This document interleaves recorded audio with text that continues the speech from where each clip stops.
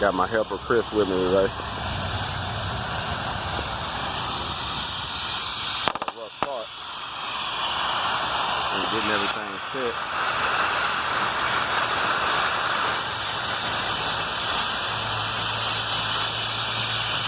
See how it went down like that?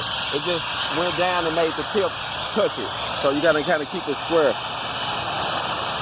Why do you go down? Is that just shaking the table? Yeah, it's shaking the table. It's the table.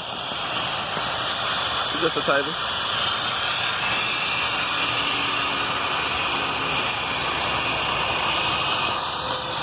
Well, we got about 8 of these to cut today. We got to prefab about 8 of them, so that's what we're doing today, man. We're out here getting our hog on.